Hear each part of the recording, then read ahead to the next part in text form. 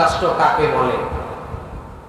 এটাই যদি না বুঝি, তাহলে সারা জীবন তাসবিহ নিয়ে যদি আপনি জপতে থাকেন এটা মুসলিম রাষ্ট্র কশিন কালেও না।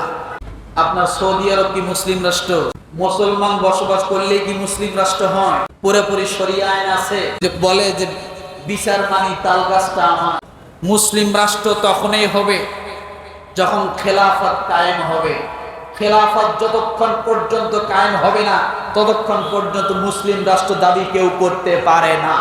এখন সৌদি আরবে কি খেলাফত আছে? গণতন্ত্র আছে? আছে কোনটা? রাজতন্ত্র।